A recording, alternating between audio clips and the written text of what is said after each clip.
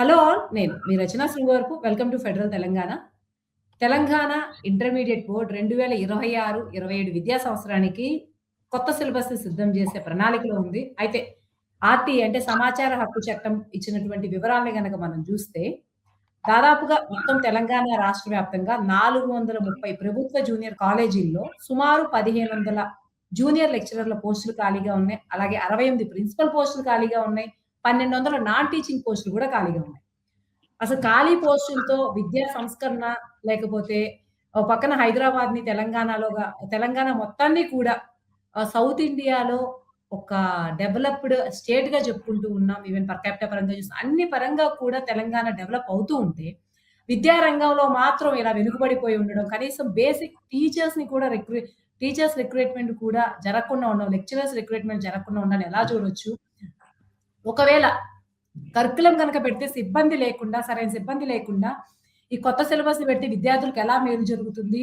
Contact guest ఫ్యాకల్టీతో quality education పాసిబులా? ఈ విషయాల గురించి మనతో మాట్లాడడానికి ఇద్దరు గెస్ట్ ఉన్నారు. ముందు మోహన్ రావు గారు, ప్రొఫెసర్ మోహన్ రావు గారు మనతో ఉన్నారు. అలాగే senior analyst and journalist Elsa Narendra గారు ఉన్నారు.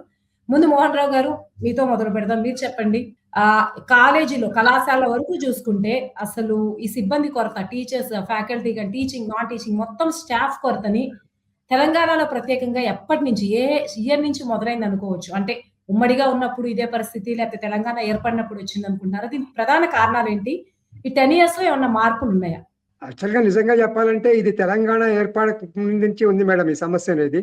దీనికి ప్రధానమైనటువంటి యొక్క కారణం ఏంటంటే, ఇప్పుడు ఈ రిక్రూట్‌మెంట్ అనేది పూర్తిగా పొలిటిసైజ్ అయిపోయింది అన్‌ఫార్చునేట్‌లీ. ముఖ్యంగా డిగ్రీ కాలేజెస్‌లోను, యూనివర్సిటీలో గనుక చూసినట్టయితే. ఈ పొలిటిసైజేషన్ అనేది కొంతమేర ఇంటర్మీడియేట్‌లో తక్కువగానే ఉంది. కాకపోతే మీరన్నట్టుగా ఇంటర్మీడియేట్ ఎడ్యుకేషన్ అనేది చాలా ముఖ్యమైనటువంటి యొక్క స్థాయి. మనందరికీ తెలుసు 10 తర్వాత +2 ఎడ్యుకేషన్ అంటాం మేము.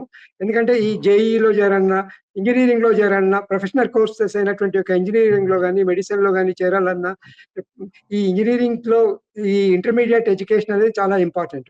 అట్లాంటప్పుడు సరి అయినటువంటి యొక్క స్టాఫ్ లేకపోయినట్టయితే విద్యార్థులకు సరి అయినటువంటి యొక్క విద్యాభ్యాసం అనేది జరగదు. వాళ్ళకి సరి అయినటువంటి యొక్క నాలెడ్జ్ అనేది రాదు కాబట్టి, మీరు చెప్పినట్టుగా వెంటనే గవర్నమెంట్ అనేది ఈ రిక్రూట్‌మెంట్ అనేది చేయాలి.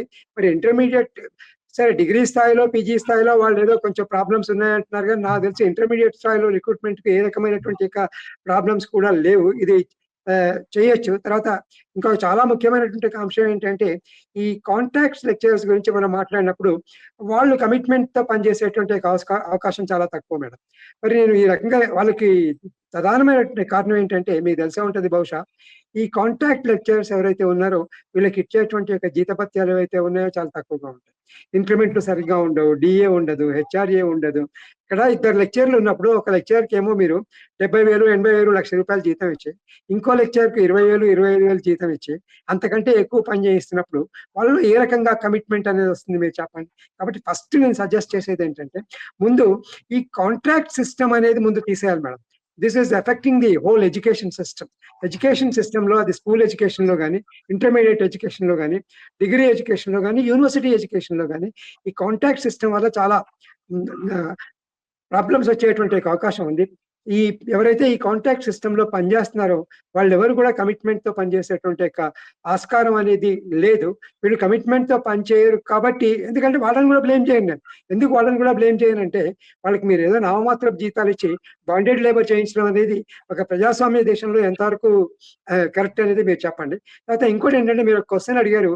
ఈ ప్రాబ్లమ్ అనేది ఎప్పుడుంది తెలంగాణ రాకముందు? నిజంగా చెప్పాలంటే, ఒక రకంగా చెప్పాలంటే with due respect, Chandrababu Naidu గారు సీఎం వచ్చిన తర్వాత మన రాష్ట్రంలో ఉమ్మడి ఆంధ్రప్రదేశ్‌లో ఈ కాంట్రాక్ట్ సిస్టమ్ అనేది స్టార్ట్ అయింది మేడం. ఇది కేవలం ఎడ్యుకేషన్ డిపార్ట్మెంట్స్‌కే కాదు, మొత్తం సెక్రటేరియట్‌లోను, తర్వాత ఏ స్థితికి దిగజారిపోయామంటే, చివరికి మెడికల్ డాక్టర్స్‌ని కూడా కాంట్రాక్ట్ సిస్టమ్‌లో మనం అపాయింట్ చేసుకునేటువంటి యొక్క స్థితికి దిగజారాం. కాబట్టి ముందు ఈ కాంట్రాక్ట్ సిస్టమ్‌ను అబాలిష్ చేయాల్సినటువంటి ఒక అవసరం ఉంది. ఆసక్తికరమైనటువంటి విషయం ఏంటంటే, నాకు బాగా గుర్తుంది రేవంత్ రెడ్డి గారు ముఖ్యమంత్రి అయిన తర్వాత, తెలంగాణ ముఖ్యమంత్రి అయిన తర్వాత ఈ అంశాన్ని నేను పరిశీలిస్తాను. నేను వీలైనంత వరకు ఈ కాంట్రాక్ట్ సిస్టమ్ రద్దు చేసి రెగ్యులర్ స్టాఫ్‌ను రిక్రూట్ చేస్తాను అన్నారు. ఒకవేళ నిజంగా గనుక అలాంటిది ఏమైనా జరిగినట్టయితే డెఫినెట్‌లీ వెల్కమ్ దట్ ఫీచర్.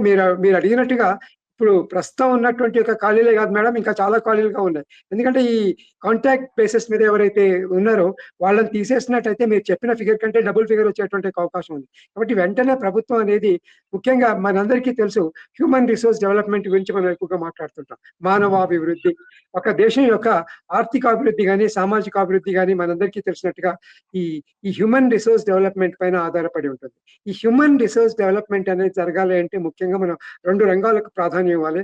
అందులో మొదటిది విద్యారంగం, రెండోది వైద్య రంగం. అన్ఫార్చునేట్ థింగ్ ఏంటంటే ఈ 2 రంగాలకు కూడా అయితే కొంత ఈ బడ్జెట్‌లో, సెంట్రల్ బడ్జెట్‌లో కొంత పెంచారు గానీ అది కూడా సరిపోదు. ఇంకా విద్యారంగానికి పెంచాల్సినటువంటి యొక్క అవసరం కూడా ఉంది అని నేను అనుకుంటున్నాను. ఎందుకంటే ఇంకొక ప్రధానమైనటువంటి కషం ఏంటంటే ముఖ్యంగా హైయర్ ఎడ్యుకేషన్ కనుక తీసుకున్నట్టయితే ఒకప్పుడు ఎడ్యుకేషన్ అనేది స్టేట్ లిస్ట్‌లో ఉండేది. ఇప్పుడు ఇది కాన్కరెంట్ లిస్ట్‌లో ఉంది. కాబట్టి కేంద్ర ప్రభుత్వం కూడా విద్యాభివృద్ధికి అవసరమైనటువంటి గ్రాంట్లను రాష్ట్ర ప్రభుత్వాలకు ఇచ్చి విద్యాభివృద్ధి కృషి చేసి, not only teaching staff madam, మీరు ఓన్లీ టీచింగ్ స్టాఫ్ గురించి చెప్పారు. టీచింగ్ స్టాఫ్ తో పాటు ఇన్ఫ్రాస్ట్రక్చర్ డెవలప్మెంట్ కూడా చాలా అవసరం ఈనాడు. ఇన్ఫ్రాస్ట్రక్చర్ డెవలప్మెంట్ లేకుండానే కళాశాలలు, యూనివర్సిటీల్లో ప్రారంభిస్తున్నారు. ఇంకొక బాధాకరమైనటువంటి అఫ్కోర్స్ డిస్కషన్ ఈ రోజు మనకు నిజంగా ఇంటర్మీడియట్ ఎడ్యుకేషన్ గురించి అయినప్పటికీ కూడా ప్రొఫెషనల్ కాలేజెస్ కనుక మీరు తీసుకున్నట్టయితే, ఇంజనీరింగ్ కాలేజ్ కానీ మెడికల్ కాలేజ్ కానీ తీసుకున్నట్టయితే ఈ not only intermediate madam, professional colleges అయినటువంటి మెడికల్ కాలేజెస్ లో, ఇంజనీరింగ్ కాలేజెస్ లో కూడా స్టాఫ్ కొరత అనేది తీవ్రంగా ఉంది. అట్లాంటి వాళ్ళతో చదువు చెప్పించినట్టయితే మనం ఏ రకమైనటువంటి విద్యార్థులను తయారు చేస్తున్నాం. తర్వాత ఇంకొక చాలా ముఖ్యమైనటువంటి అంశం ఏంటంటే, ఇప్పుడు మనం కేవలం సర్టిఫికెట్లు ఇచ్చి మన ఏమంటారు పట్టాలు పంచిపెట్టినట్టుగా, భూములకు పంచిపెట్టినట్టుగా డిగ్రీలు పంచిపెడుతున్నారు. వీళ్ళకి విద్యార్థుల్లో ఎంత క్వాలిటీ ఉంది అనేది మనం మర్చిపోయాం. ఎందుకంటే క్వాలిటీ లేని విద్యతో బయటకు వచ్చినటువంటి విద్యార్థులకి ఎంప్లాయబిలిటీ అనేది ఉండదు. ఇది చాలా ముఖ్యమైనటువంటి అంశం. మీకు తెలిసే ఉంటది, ఇప్పుడు మన ఇంజనీరింగ్ కాలేజెస్ కుప్పలుగా వచ్చాయి. ఇంజనీరింగ్ పాస్ అయిన వాళ్ళలో మనకు ఉన్నటువంటి సమాచారం ప్రకారం కనీసం 10% మందికి కూడా ఎంప్లాయబిలిటీ అనేది లేదు. కాబట్టి వీటన్నిటిని దృష్టిలో పెట్టుకుని కేవలం మీరు చెప్పినట్టుగా అవసరమైనటువంటి స్టాఫ్ ను రిక్రూట్మెంట్ చేయడమే కాదు, తగిన నాణ్యత ఉన్నటువంటి స్టాఫ్ ను రిక్రూట్ చేయాల్సినటువంటి అవసరం ఉంది. అప్పుడు మాత్రమే పాఠశాలలో కానీ, ఇంటర్మీడియట్ లో కానీ, యూనివర్సిటీలో కానీ, కాలేజీల్లో కానీ విద్యకు సరి అయినటువంటి ప్రాధాన్యత లభిస్తుంది అనేది నేను భావిస్తున్నాను. థ్యాంక్ యూ మోహన్ రావు గారు. నరేంద్ర గారు, మీరు చెప్పండి, ఒక జర్నలిస్ట్ గా మీ ఎక్స్పీరియన్స్ లో తెలంగాణ వరకు తీసుకుందాం. తెలంగాణ బాగా డెవలప్ అయినటువంటి స్టేట్ గా చెప్పుకుంటాం. ఈవెన్ అసలు డెవలప్మెంట్ టెక్నాలజీ అది కనిపిస్తూనే ఎక్కడో మనకి ఎడ్యుకేషన్ అనేది లేకుండా ఎవరు కూడా మనకి స్కిల్ ప్రొఫెషనల్స్ కానీ ఎవ్వరు కానీ రారు. మరి ఇంత కీలకమైన విద్యారంగాన్ని ప్రభుత్వం ఎందుకు నిర్లక్ష్యం చేస్తుంది అనుకుంటున్నారు? ఒక జర్నలిస్ట్ గా ఒక జనరల్ అబ్జర్వేషన్ మీరు చెప్పండి. ఈ 10 years తెలంగాణ వచ్చినప్పటి నుంచే కాదు, ఓవరాల్ గా 2 తెలుగు స్టేట్స్ తీసుకున్నా సరే. ఈ ప్రభుత్వం ఉద్దేశపూర్వకంగానే విద్యా వైద్య రంగాల నుంచి నిష్క్రమిస్తుంది.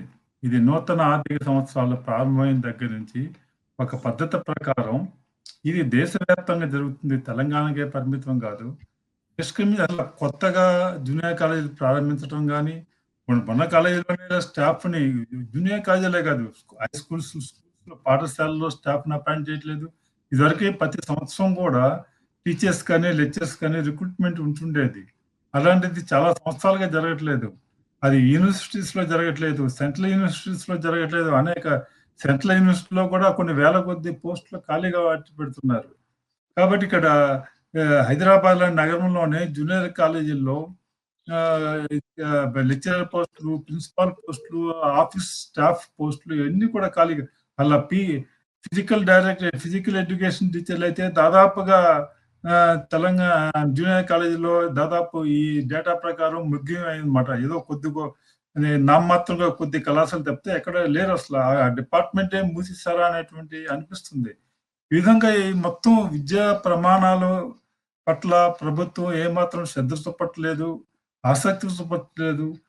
బిల్డింగ్ అవసరమైనటువంటి ఇన్ఫ్రాస్ట్రక్చర్ ప్రొవైడ్ చేయడంలో కూడా ప్రభుత్వం చాలా నిర్లక్ష్యంగా వహిస్తుంది. ప్రభుత్వం యొక్క ఆర్థిక వనరులన్నీ కూడా ప్రజాకర్షణ పథకాల కోసం, వాటి అమలు కోసం మళ్లిస్తూ ఇటువంటి కీలకమైనటువంటి మౌలికమైనటువంటి విద్యా వైద్య రంగాలకి నిధుల్ని కేటాయించలేకపోతుంది. బడ్జెట్లో కనీసం 5-6% విద్యకి కేటాయించాలని అనేక కమిషన్లు చెప్తున్నాయి.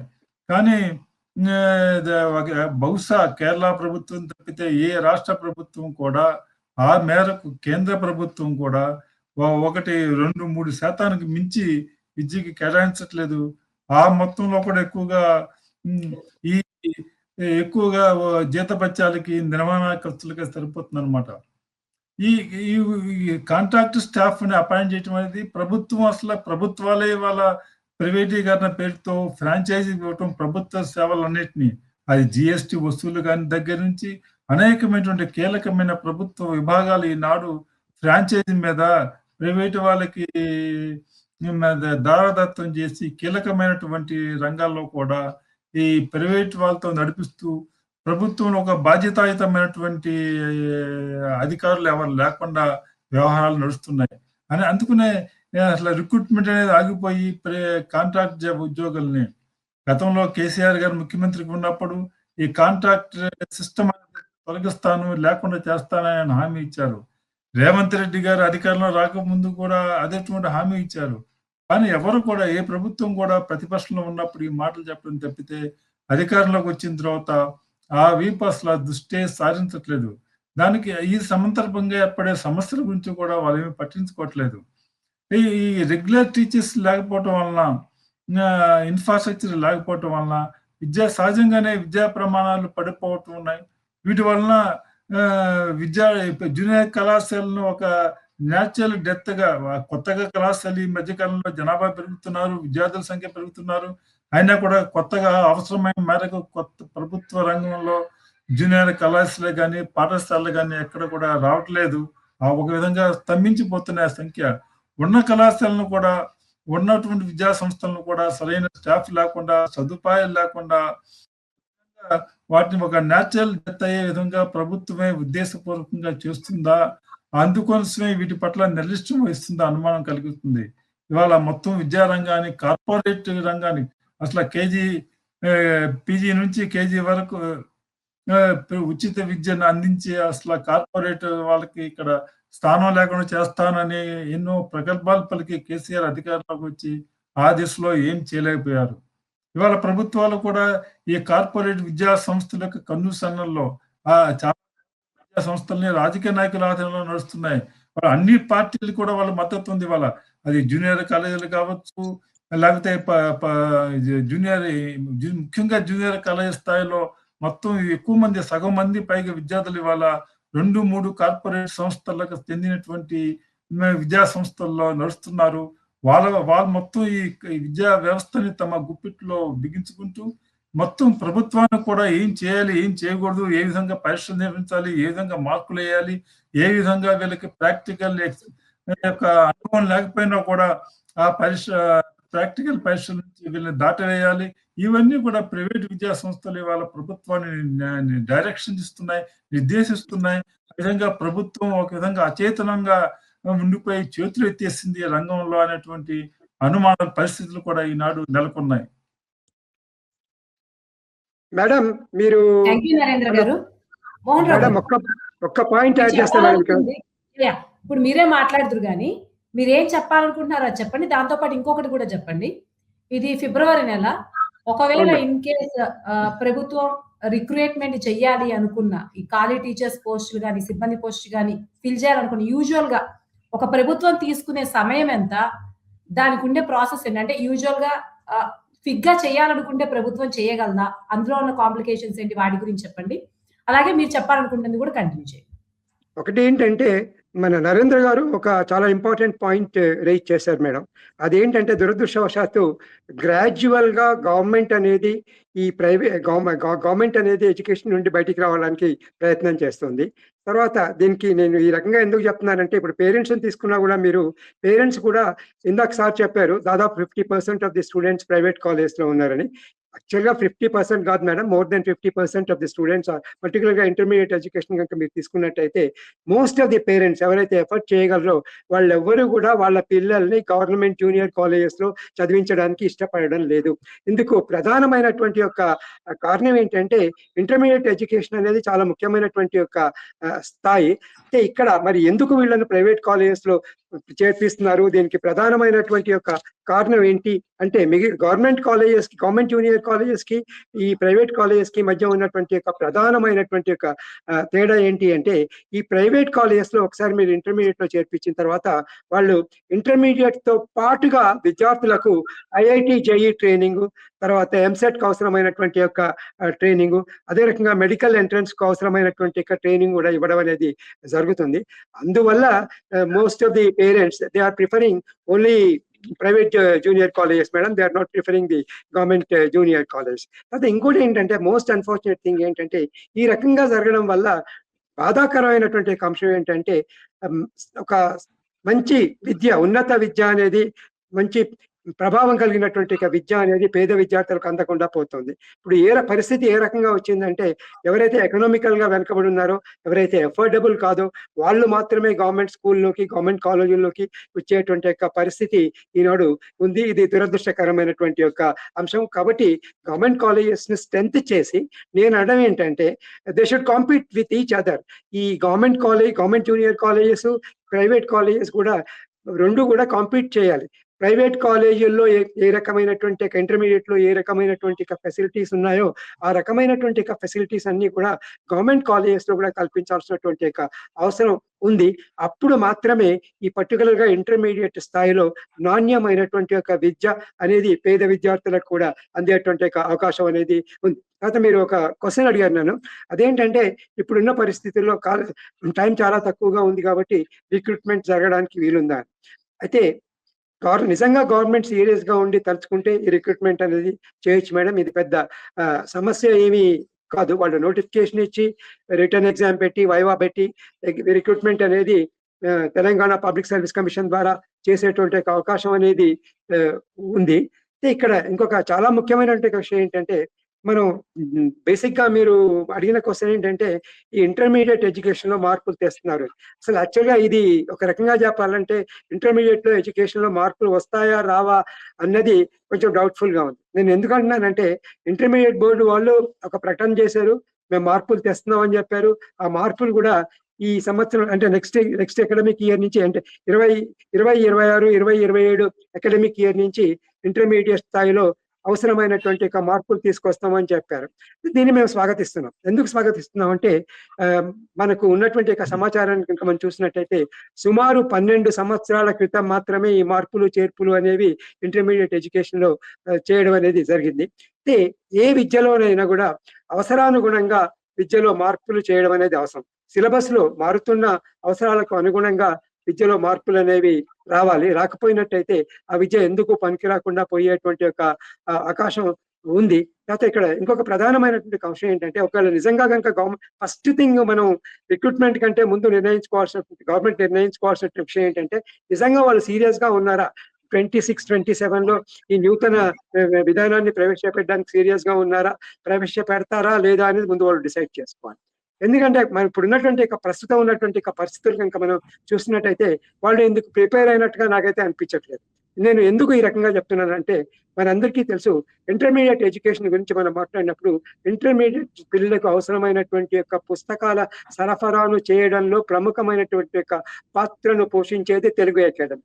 ఈ ఇంటర్మీడియట్ బుక్స్ అన్ని కూడా, ఇంటర్మీడియట్ లో ఎక్కువగా ప్రైవేట్ బుక్స్ వాడరు మేడం. ఇంటర్మీడియట్ లో వాడే బుక్స్ అన్ని కూడా తెలుగు అకాడమీ బుక్స్. అయితే ఈ తెలుగు అకాడమీలో ఇంకా ఈ చేంజ్ అవుతున్న సిలబస్ ప్రకారం పుస్తకాల ప్రచురణ అనేది ఇంకా ప్రారంభమే కాలేదు. మరి అట్లాంటప్పుడు ఏ రకంగా వీళ్ళు 26, 27 నుంచి ఈ మార్పులు చేర్పులు చేస్తారు అనేది అనుమానాస్పదం. నిజంగా కనుక మీరు అడిగినట్టుగా నిజంగా కనుక ఇందులో మార్పులు, గణనీయమైనటువంటి మార్పులు చేరువులు వాళ్ళు ప్రపోజ్ చేసినట్టుగా చేయాలంటే మాత్రం అనివార్యంగా రిక్రూట్మెంట్ చేయాలి. గవర్నమెంట్ తలుచుకుంటే ఖచ్చితంగా ఈ రిక్రూట్మెంట్ చేసేటువంటి అవకాశం ఉంది. Only thing is government should have that will power. అంతే madam. Thank you Mohan Rao గారు. ఫైనల్ గా ఒక క్వశ్చన్ కి ఆన్సర్ చెప్పి ఇద్దరు కంక్లూడ్ చేసేయండి. ఇలాగే కొనసాగుతూ ఉంటే లాంగ్ టర్మ్ లో సిబ్బందిని, teaching staff, non teaching staff పట్ల, రిక్రూట్మెంట్ పట్ల సరైన దృష్టి కనుక ప్రభుత్వం సారించకపోతే, లాంగ్ టర్మ్ లో ఇది స్టూడెంట్స్ ఫ్యూచర్ మీద, ఓవరాల్ గా స్టేట్ ఫ్యూచర్ మీద ఎలాంటి ప్రభావం చూపిస్తుంది, దాని గురించి చెప్పి కన్క్లూడ్ చేయండి. ముందు నరేంద్ర గారు మీరు కన్క్లూడ్ చేయండి. ఇప్పటికే విద్యా ప్రమాణాల విషయంలో మన విద్యా సంస్థలు కానీ, భారత సంస్థలు కానీ అది ప్రభుత్వం కానీ ప్రైవేట్ కానీ ఇప్పుడు దేశంలో అనేక ప్రైవేట్ విశ్వవిద్యాలయాలు ఉన్నాయి. వాటి ప్రైవేట్ కళాశాలలు ఉన్నాయి. అవి అంతర్జాతీయంగా ఇవి కూడా పోటీ పట్టలేదు. అవి అంతర్జాతీయంగా మన దేశంలో బెస్ట్ 100 యూనివర్సిటీస్లో, బెస్ట్ 100 కాలేజెస్లో మన ఇండియాలో ఇంత పెద్ద ఎత్తున ఉన్నటువంటి కార్పొరేట్ దిగ్గజాలు ఉన్నారు కదా, అవి ఏవి లేవన్నమాట. వాటి అన్ని కూడా కేవలము విద్యార్థులను ఇప్పుడు ఇవాళ ప్రైవేట్ కాలేజీలు చూసి ఎక్కువ మంది ఐఐటి ర్యాంకులు కానీ, ఐఐటి అడ్మిషన్ కానీ, జేఈఈ అడ్మిషన్ కానీ, మెడికల్ అడ్మిషన్ కానీ, నేషనల్ లెవెల్ కాంపిటీషన్ జరిగితే వాటిలో గవర్నమెంట్ కాలేజీల విద్యార్థులతో చాలా మంది ప్రైవేట్ కార్పొరేట్ కాలేజీలో పెద్ద ఎత్తున ఫీజులు చెల్లించి ఉన్నటువంటి చదివినట్టు విద్యార్థులు చాలా వరకు పోటీ పడలేకపోతున్నారు వీళ్ళే. కాబట్టి అక్కడ కూడా విద్యా పుస్తకాలు బట్టి పట్టించి ఏదో విధంగా మార్కులు వచ్చే మార్కులు సంపాదించే యంత్రాలుగా చేసి విద్యార్థులని ర్యాంకులు తెప్పిస్తున్నా కూడా వాళ్ళు జాతీయ స్థాయి కాంపిటీషన్ పరీక్షల్లో ఇప్పుడు యూపీఎస్సీ పరీక్షల్లో కానీ వీటన్నిటిలో గల గవర్నమెంట్ కాలేజీల్లో విద్యా సంస్థలో చదివిన విద్యార్థులతో వాళ్ళు అంతగా పోటీ పట్టలేదని అనేక అనుభవాలు మనకు తెలియజేస్తున్నాయి.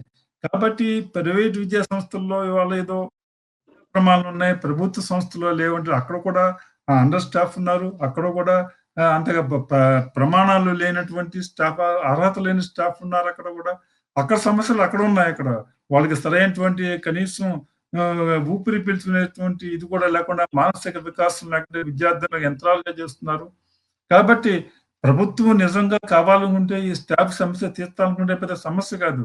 అయితే ఇవాళ మన గవర్నమెంట్ లో జరుగుతున్న రిక్రూట్మెంట్ యొక్క ప్రవాసాలను గమనిస్తే ఒక్కొక్క పోస్ట్ ని భర్తీ చేయడానికి ఒక్కొక్క ఎరడం చేసినప్పుడు భర్తీ చేయడానికి సంవత్సరాల సమయం తీసుకుంటున్నారు. వాళ్ళు ముందు పరీక్షలు రాయటం, ఇంటర్వ్యూలు చేయటం, ఈ లోపల ఎవరో కోర్టుకి వెళ్ళటం, ఇదంతా ఒక ప్రవాసంగా మారిపోయి సంవత్సరాల తరబడి తీసుకుంటున్నారు. ఇది 1-2 నెలల్లో.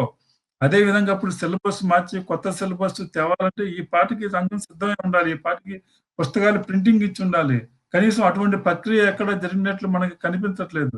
కాబట్టి ఈ ప్రభుత్వంలో అంత విషయాలు ఇది అసలు విద్యా రంగం అనేది ఇవాళ ప్రభుత్వానికి ప్రాధాన్యత రంగంగా ఇక్కడ కనిపించట్లేదు. వాళ్ళు ఏదో అలాగూ నడుపుకుంటూ వస్తున్నారు. పూల నుంచి ఉంది కాబట్టి ఇది ఒక పాత శాఖ కాబట్టి అని నడుపుకుంటూ వస్తున్నారు తప్పితే ఇది సీరియస్ గా ఈ దేశ భవిష్యత్తుని, విద్యార్థుల భవిష్యత్తుని కాదు, ఆ తర్వాత ఈ దేశ భవిష్యత్తుని, దేశ అభివృద్ధిని, మన రాష్ట్ర ప్రాంతాల అభివృద్ధిని నిర్ణయించేది, వాటి మీద తీవ్రమైన ప్రభావం ఉండేది విద్యారంగం, ఈ కళాశాలలు, విద్యా ప్రమాణాలు అనేటువంటి ఒక సీరియస్నెస్ పాలకుల్లో కానీ అధికారుల్లో కానీ మనం ఎక్కడ కనిపించట్లేదు. కాబట్టి అందుకనే ఇది తీవ్రమైన నిర్లక్ష్యానికి గురవుతూ ప్రభుత్వం దీని పట్ల తగిన శ్రద్ధ చూపట్లేదు. అందుకనే ఈ విధంగా మన ఇవాళ పెద్ద పెద్ద ప్రైవేట్ కళాశాలలో ఉంటున్న ఇంజనీరింగ్ కాలేజీలు కానీ వాటి యొక్క ఎంప్లాయబిలిటీ ఇప్పుడు దేశంలో ఇన్ని ఇంజనీరింగ్ కాలేజీలు ఉన్నప్పుడు కూడా పరిశ్రమలకు కావాల్సినటువంటి స్కిల్స్ ఉన్న వాళ్ళు ఉద్యోగులు మనకు దొరకట్లేదు అంటున్నారు. వాళ్ళు మళ్ళీ సొంతంగా వేరే ట్రైనింగ్ ఇచ్చుకోవాల్సి వస్తుంది. ఇవాళ ఇంజనీరింగ్ స్టూడెంట్స్ ఐటీ కంపెనీలో నేరుగా ఎవరు కూడా చేరట్లేదు. వాళ్ళు ఇక్కడ అమీర్పేటలోకి వచ్చి అక్కడ చిన్న చిన్న కొట్టులాగా ఉండేటువంటి కోచింగ్ సెంటర్స్ లో కోచింగ్ తీసుకొని ఆ తర్వాత ఐటీ ఉద్యోగాల కోసం పోటీ పడుతున్నారు. కాబట్టి ఇవాళ మొత్తం విద్యా వ్యవస్థే ఒక విధంగా కుప్పకూలినటువంటి పరిస్థితుల్లో ఉంది. ఇవాళ చాలా ప్రమాదకరమైన పరిస్థితుల్లో ఉంది, ఆందోళనకరంగా పరిస్థితుల్లో ఉందని ప్రభుత్వం గ్రహించి దీన్ని తీర్చిదిద్దడానికి ప్రయత్నం చేయకపోతే, విద్యా ప్రమాణాల గురించి దృష్టి సారించకపోతే దేశ మన అందరి భవిష్యత్తు చాలా ప్రమాదంలో ఉందని చెప్పచ్చు. ఓకే, థ్యాంక్ యూ నరేంద్ర గారు. ఫైనల్ గా మోహన్ రావు గారు మీరు కన్క్లూడ్ చేయండి. మేడం, నేను నరేంద్ర గారితో పూర్తిగా ఏకీభవిస్తున్నాను. ఇంకొక ప్రధానమైనటువంటి విషయం ఏంటంటే, ఇక్కడ స్టాఫ్ గురించి మాట్లాడడానికంటే ముందు ప్రపోజ్డ్ ఇంటర్మీడియట్ బోర్డు ఏదైతే ప్రపోజల్స్ తేరుందో దాని గురించి ఒక 2 నిమిషాలు మనం మాట్లాడుకోవాల్సినటువంటి అవసరం ఉంది. ఇందాక సార్ నరేంద్ర గారు చెప్పినట్టుగా ఎంప్లాయబిలిటీకి పిల్లలను మనం తయారు చేస్తున్నామా లేదా అనేది ప్రధానమైనటువంటి అంశం. ఎంప్లాయబిలిటీకి ఈ పిల్లలను తయారు చేయాలి అంటే ఇంటర్మీడియట్ విద్యలో కూడా కొన్ని గణనీయమైనటువంటి మార్పులు తీసుకురావాల్సినటువంటి అవసరం ఉంది. అయితే ఈ ఇంటర్మీడియట్ బోర్డు ప్రపోజల్స్ కనుక మనం చూసినట్టయితే ఆ దిశగా ఇంటర్మీడియట్ బోర్డు కొన్ని అడుగులు వేస్తున్నట్టుగా మనకు మాత్రం కనిపిస్తుంది. అందులో ప్రధానంగా కనుక మనం చూసినట్టయితే ఈనాడు విద్యా విధానంలో కమ్యూనికేషన్ స్కిల్స్ అనేవి ప్రైవేట్ స్కూల్స్ తో కనుక పోల్చినట్లయితే గవర్నమెంట్ స్కూల్స్ లో చదివినటువంటి యొక్క పిల్లలకి కమ్యూనికేషన్ స్కిల్స్ అనేవి తక్కువగా ఉన్నాయి. కాబట్టి ముఖ్యంగా గవర్నమెంట్ స్కూల్స్ లో, గవర్నమెంట్ జూనియర్ కాలేజెస్ లో, డిగ్రీస్ లో నేను చెప్పేది ఏంటంటే కమ్యూనికేషన్ స్కిల్స్ కు ఇంపార్టెంట్ ఇవ్వాలి. కమ్యూనికేషన్ స్కిల్స్ ను విద్యార్థులకు నేర్పించగలిగినటువంటి యొక్క అధ్యాపకులను నియమించాల్సినటువంటి యొక్క అవసరం ఇక్కడ ఉంది.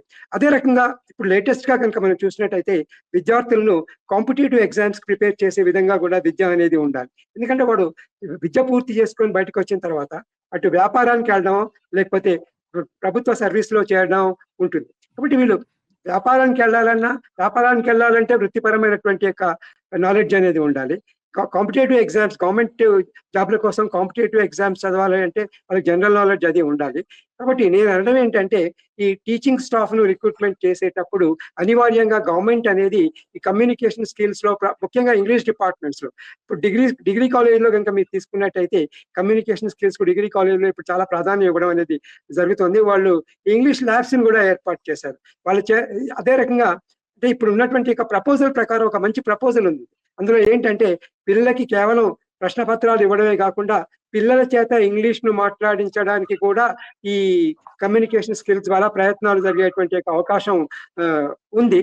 అదే రకంగా అవసరమైనటువంటి కొన్ని మార్పులు ఎన్విరాన్మెంటల్ సైన్స్ ఇప్పుడు కనుక తీసుకున్నట్టయితే మనం కాంపిటేటివ్ ఎగ్జామ్స్ కనుక తీసుకున్నట్టయితే సివిల్ సర్వీసెస్ కనుక తీసుకున్నట్టయితే ఈ డిజాస్టర్ మేనేజ్మెంట్, ఎన్విరాన్మెంటల్ ఎఫెక్ట్ వీటన్నిటి మీద కూడా విద్యార్థులకు అవగాహన కల్పించాల్సినటువంటి అవసరం అనేది ఉంది. వీటన్నిటిపైన విద్యార్థులకు అవగాహన కల్పించాలి అంటే ముందు ఆ అవగాహన అనేది పంతులకు ఉండాలి. కాబట్టి ఈ ఆస్పెక్ట్స్ లో ఎవరికైతే నాలెడ్జ్ ఉందో ఆ రకమైనటువంటి యొక్క పంతులను మాత్రమే నియమించాల్సినటువంటి యొక్క అవసరం ఉంది. పంతులను మెరిట్ మీద నియమించాల్సినటువంటి అవసరం ఉంది. ఇంకొక ప్రధానమైనటువంటి యొక్క అంశం ఏంటంటే ఇక్కడ మనం కంపారిజన్ కనుక చేసినట్టయితే ప్రభుత్వ కళాశాలలో పనిచేస్తున్నటువంటి యొక్క లేకపోతే ప్రభుత్వ స్కూల్లో పనిచేస్తున్నటువంటి యొక్క ప్రైవేట్ స్కూల్లో పనిచేస్తున్నటువంటి యొక్క స్టాఫ్ కనుక మనం పరిశీలించినట్టయితే నిజానికి గవర్నమెంట్ కాలేజెస్ లో కానీ గవర్నమెంట్ స్కూల్స్ లో కానీ మంచి స్టాఫ్ ఉన్నారండి. Comparatively they are more competitive. అయితే వచ్చిన బాధల్లో ఎక్కడంటే వీళ్ళు ఇక్కడ కమిట్మెంట్ తో పనిచేయట్లేదు. అది చాలా $1 million క్వశ్చన్ అది. కాబట్టి వీళ్ళను కమిట్మెంట్ తో పనిచేసే దిశగా అవసరమైనటువంటి యొక్క చర్యలు తీసుకోవాలి. మీరు చెప్పినట్టుగా రిక్రూట్మెంట్ చేసినంత మాత్రాన విద్యలో ఏవో గణనీయమైనటువంటి యొక్క మార్పులు జరుగుతాయని నేను అనుకోవట్లేదు. ఉపాధ్యాయులు రావడమే కాదు, అది స్కూల్ లెవెల్లో కానివ్వండి, ఇంటర్మీడియట్ లెవెల్లో కానివ్వండి, డిగ్రీ యూనివర్సిటీలో కానీ వాళ్ళు విద్యార్థులకు తగినటువంటి యొక్క న్యాయం చేయాలి. అందుకనే పేరెంట్స్ కూడా ఎందుకు ప్రిఫర్ అవుతున్నారు ఈ ప్రైవేట్ స్కూల్స్ కి, ప్రైవేట్ కాలేజెస్ కి ఎందుకు ప్రిఫర్ అవుతున్నారు అంటే అక్కడ ఉపాధ్యాయులంతా కూడా కొంచెం కమిట్మెంట్ తో చేస్తారు. ఎందుకు వాళ్ళు కమిట్మెంట్ తో పనిచేస్తారు అంటే వాళ్ళు కమిట్మెంట్ తో పని చేయకపోయినట్టయితే నియంత్రణ అనేది ఖచ్చితమైనటువంటి నియంత్రణ అనేది వాళ్ళ పైన ఉంటుంది. వాళ్ళ పైన అవసరమైనటువంటి యొక్క చర్యలు కూడా తీసుకోవడం అనేది ఉంటుంది.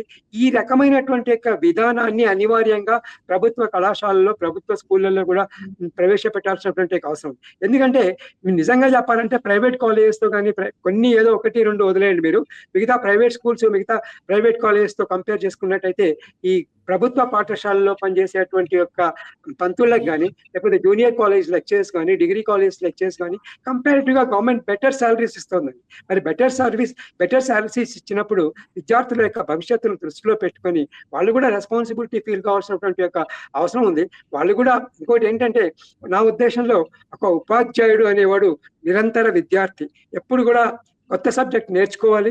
కొత్త సబ్జెక్ట్ ముందు ఉపాధ్యాయులు నేర్చుకుంటే కదా మేడం వాళ్ళు విద్యార్థులకు చెప్పేది. కాబట్టి ఆ విషయాన్ని దృష్టిలో పెట్టుకొని వీళ్ళకి అవసరమైనటువంటి పీరియాడికల్ గా once in 4 years, once in 5 years training కూడా ఉపాధ్యాయులకు అన్ని స్థాయిలో ట్రైనింగ్ ఇవ్వాలి మేడం. స్కూల్ లెవెల్లో, జూనియర్ కాలేజ్ లెవెల్లో, ఇంటర్మీడియట్ తర్వాత డిగ్రీ కాలేజ్ లెవెల్లో, ప్రొఫెషనల్ కాలేజెస్ లెవెల్లో వీళ్ళకి ట్రైనింగ్ ఇవ్వాల్సినటువంటి అవసరం ఉంది. ఇవన్నీ చర్యలు కనుక ప్రభుత్వం తీసుకున్నట్టయితే డెఫినెట్ గా కొంతమేర ముఖ్యంగా ఇంటర్మీడియట్ స్థాయిలో మీరు చెప్పారు కాబట్టి నాణ్యమైన విద్యను ప్రభుత్వ కళాశాలలో, జూనియర్ కళాశాలలో ఇచ్చేటువంటి అవకాశం ఉందని నేను. థ్యాంక్ యూ నరేంద్ర గారు, మోహన్ రావు గారు ఈ డిస్కషన్ లో పార్టిసిపేట్ చేసినందుకు, మీ వాల్యుబుల్ ఇన్సైట్స్ షేర్ చేసుకున్నందుకు. ఇంతటితో ఈ చర్చను ముగిద్దాం.